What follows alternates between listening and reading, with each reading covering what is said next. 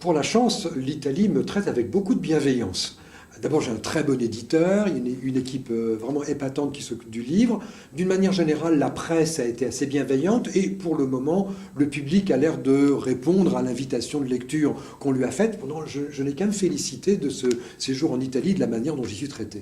Aujourd'hui, un succès de librairie ne peut plus se faire sans un succès international. Alors succès, tout dépend où on met la barre. Mais enfin, on a besoin maintenant, dans ce monde très médiatisé, d'avoir des lecteurs, d'avoir des traductions et d'avoir des lecteurs dans différents pays. Donc c'est important, surtout quand c'est un pays qui nous est proche. Moi, je suis très proche de l'Italie, je ne parle pas l'italien, mais c'est un pays qui m'est très proche. Ma belle-fille est italienne et c'est un pays culturellement très proche de mes préoccupations. Donc la place de l'Italie était un petit peu centrale et comme par hasard, c'est le premier voyage à l'étranger que je fais. C'est bien sûr pour Rome et pour Milan. Ça me semblait presque une évidence.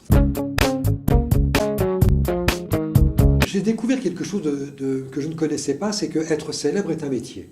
Moi, je pensais que mon métier était d'être romancier, d'être écrivain, et je découvre ce que la médiatisation provoque. On me demande mon avis sur tout.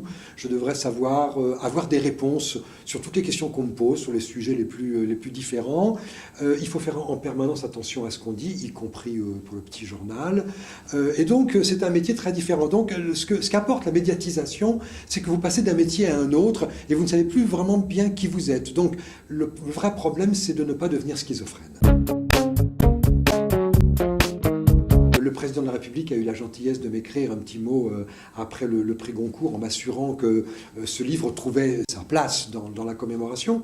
Si j'avais eu l'occasion de m'en entretenir avec lui, je lui aurais dit que de mon côté, je suis quand même un peu déçu du fait que la communauté nationale n'a pas choisi de réhabiliter l'ensemble des fusillés de la Première Guerre mondiale. Alors, dans toute commémoration, on trouve toujours quelque chose qui ne va pas.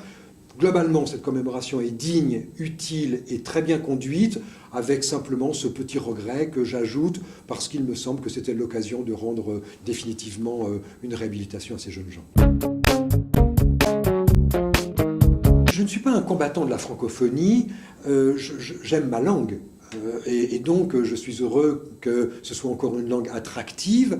Et je fais mon travail d'écrivain pour défendre ma langue, c'est-à-dire, plus mes romans sont lus à l'étranger, plus d'une certaine manière, c'est une salutation que l'on adresse à la langue qui est ma langue maternelle. Mais la langue française a bénéficié d'une hégémonie assez peu justifiée pendant très longtemps. Elle est aujourd'hui, me semble-t-il, à sa juste place. C'est une langue lue, écoutée, respectée, parlée dans le monde entier. On peut être insatisfait de sa place, mais il me semble que, d'une manière générale, notre langue se défend bien d'elle-même, et je n'ai pas envie spécialement que cette langue devienne une langue dominante. L'esprit français a été suffisamment dominateur pour que je n'ai pas envie que sa langue le devienne elle aussi.